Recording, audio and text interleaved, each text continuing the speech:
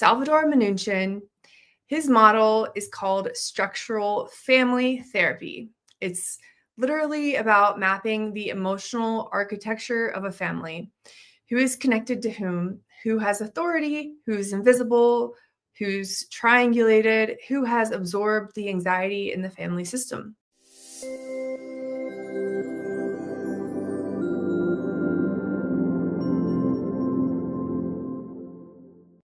Hi, I'm Maddie, and welcome back to the Anti-Alienation Project, where I talk about all things related to a certain form of child psychological abuse that I went through for 20 years, which involves one parent manipulating their child to reject their other loving parent. Here we have Salvador Minuchin and Jay Haley.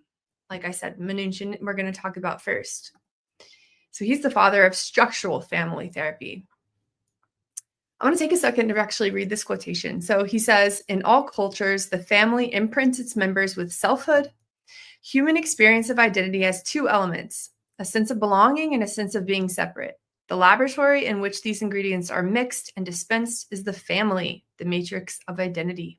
What is structural family therapy? It's a method of psychotherapy, and it focuses on the interactions, primarily the interactions of family members. And the therapist is an active part of the therapeutic process. And basically, it has three core principles.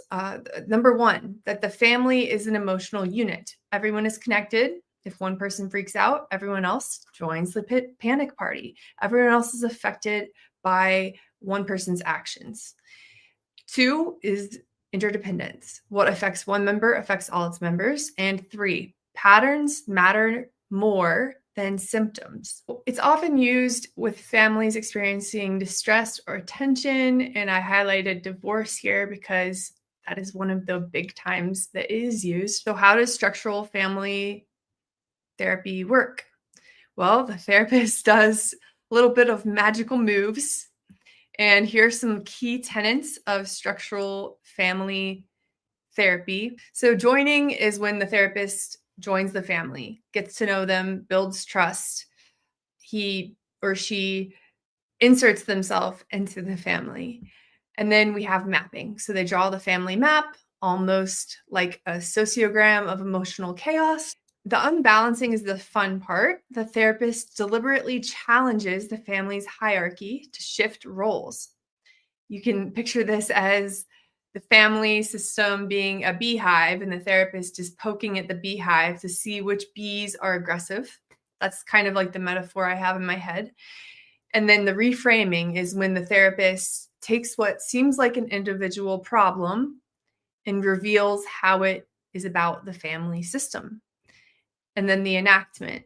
The family is asked to practice new behaviors. Then we have Jay Haley. Jay Haley is the father, or known as the father of strategic family therapy, which differs a little bit from Minuchin's structural family therapy. And this quote that I like here, he says, "It is impossible to win a contest with a helpless opponent, since if you win, you will have nothing." And there he is in all his glory. So what is strategic family therapy?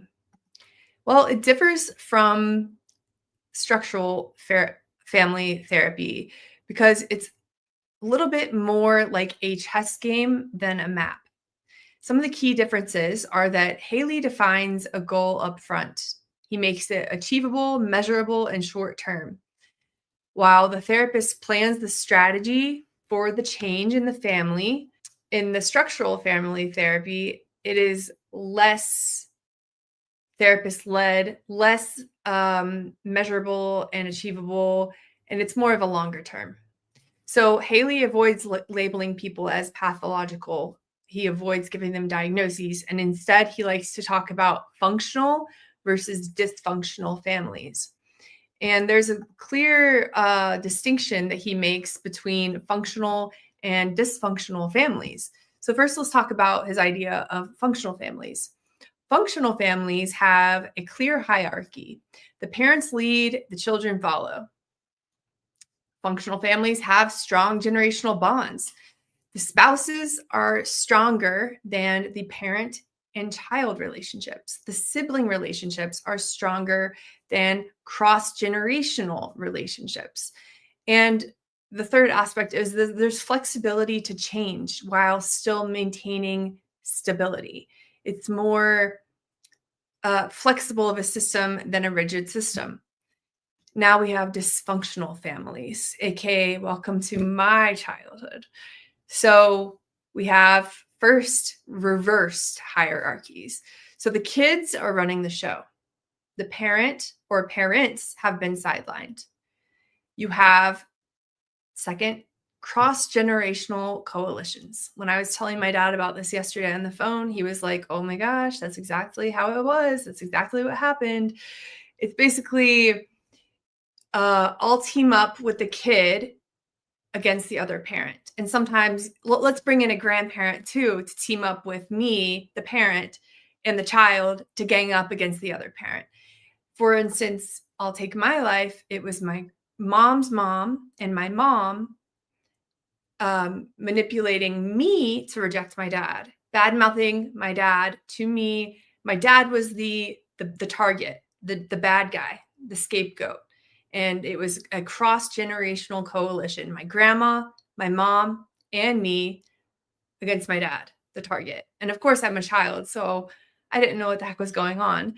But that is a very obvious symptom of a dysfunctional family, is this cross-generational coalition. And thirdly, the stability is more important than the growth of the system. It's more rigid of a system, less flexible. The family is stuck on repeating the same patterns decade after decade. And remember when we mentioned before the idea of differentiation, achieving a higher level of self, maturing emotionally, that is intolerable to this dysfunctional family system. Okay, so here we have what I was talking about before, the characteristics of a cross-generational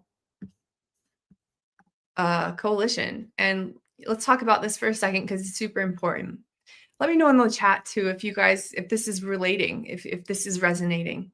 So here we have the characteristics of a cross-generational coalition, which I was just talking about. You have a generational difference. So two individuals within the triangle must belong to different generations than the third person. You have an unequal power dynamic and a covert nature.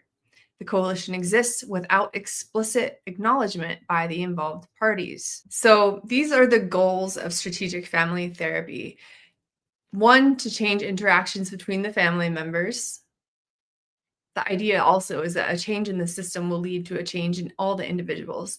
Secondly, to change the hierarchy and determine the boundaries so that it becomes more of a functional system than a dysfunctional system. Therapy focuses on interrupting pathological sequences. So it starts by establishing contact. The therapist meets everyone, learns perspectives, builds cooperation, gains trust, and then they will diagnose the system. That's an important point that I saw again and again. This involves diagnosing the system, not the individuals, the system itself. And then third, they will present the plan, and the family too will understand the strategy moving forward. And then they will practice the behavioral changes. So they will be given tasks between the sessions, slowly trying to rewire interactions and habits. The therapist will then observe and adjust the plan. If nothing works, that is feedback for the therapist, not failure.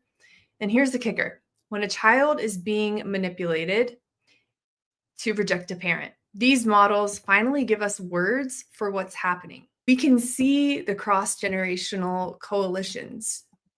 That's a term we can see. It's been studied, it's been proven.